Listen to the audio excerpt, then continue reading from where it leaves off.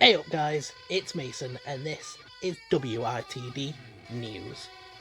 Today we've got two bits of news concerning former WWE superstars as Miro, formerly known as Rusev, shoots on WWE's social media policy.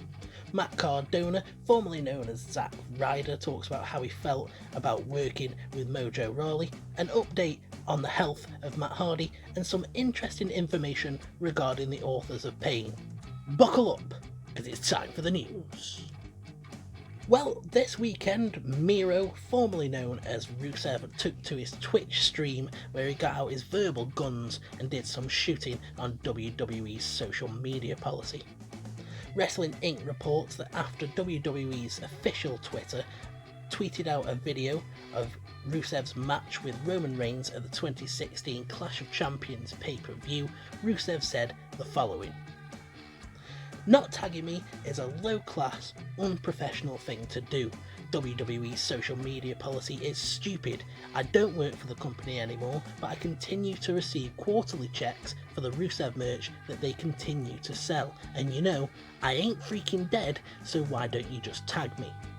Using the tag isn't that hard. Honestly, I'm just trying to understand this policy. I would understand if I worked for another company like Impact, but I don't. In that case, I would understand why they don't want to promote me, but I don't, and I'm here, jobless." He's not the only one commenting on this, since Matt Hardy last week stated that the WWE social media folks aren't allowed to mention former talent like Miro because now they only exist in the wider wrestling universe and not solely the WWE product. I've got to say, I can completely see why Miro is annoyed by this. He said all that really needs to be said. If he was working for one of WWE's competitors, you could see why they wouldn't want to promote him. If he was out there wrestling for AEW, you would understand why they don't want to give him exposure. But he's not. He's just doing his own thing. And having a blanket ban on just not mentioning former talent seems a little bit petty, which isn't a surprise because WWE can be petty a lot of the time.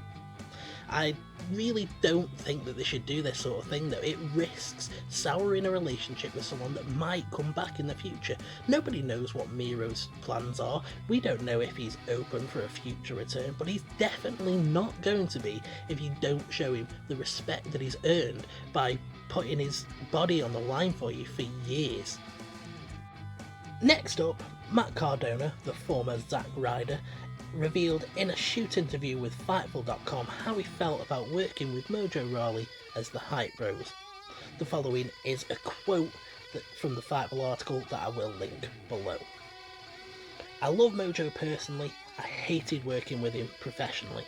When we first started working together as the Hype Bros, I didn't know anything about him, he didn't know anything about me, but it was Triple H. I believe it was Triple H's idea to put us together, and if it's Triple H's idea and it's an opportunity for me, let's do it. Let's make it work however we can."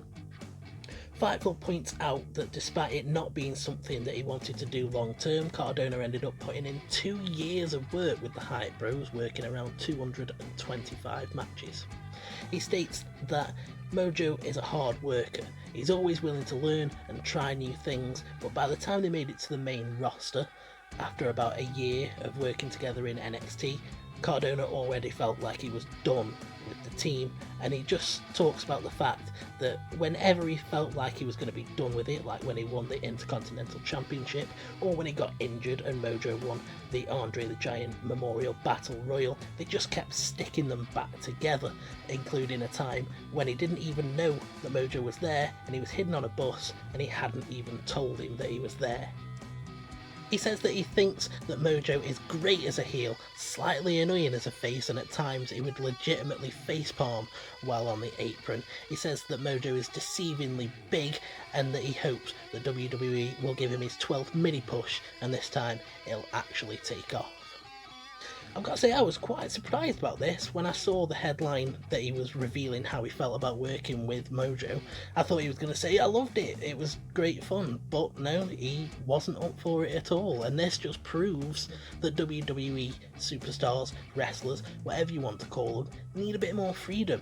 It should have been a situation where when he felt like he wasn't into it anymore, he could have gone to creative and said, I'm not feeling this, can we do something new? But why would you do that? Why would you go to creative knowing that Vince might hear about it and get pissed off, and that's going to kill your push altogether? I found this a really interesting read, so if you want to read the full article, like I said, I'll link it down below. As I'm sure you've heard by now, late last week, the authors of Pain, Akam and Rezar, were released by WWE. Despite having a prominent role with Seth Rollins and Buddy Murphy in the Monday Night Messiah's stable, they hadn't been on TV for months due to Rezar's bicep injury, but Dave Meltzer has revealed that Rezar actually was cleared for in-ring action before their release. Apparently there was no plans to put them back with Seth Rollins and just appear to have had nothing for them creatively, and so they were released. Despite the feelings that Triple H and Paul Heyman both wanted to turn them into the Road Warriors, Vince just wasn't impressed, and they've been released. I feel really sorry for the authors of Pain. I hope that they can actually find some success elsewhere. They're just the latest in a long line of talents to have been released by WWE this year, and honestly I don't really understand why they didn't have anything for them. They seem to have been doing good work with Seth Rollins when that was a thing. They did good work in NXT. There was clearly something there with them, and Meltzer says that Vince might have felt like they got injured a little bit too much, but it's just one of those things. I really wish them luck in the future. Last but not least, we've got an update on the health of Matt Hardy, who was taken to hospital after taking what's turned out to be a controversial bump during his match with Sammy Guevara at AEW's All Out pay-per-view. Hardy drilled his head into the concrete after missing a table and was thought to have had a concussion. The decision to carry on the match drew a lot of criticism from various people, including Hardy's wife, but in a spot of good news, Tony Khan took to Twitter yesterday to reveal that Hardy had been released from hospital, having cleared his MRI and his CT scans, and had been confirmed that he didn't have a concussion, also confirming that he will be on Dynamite this week to address the fans and the incident.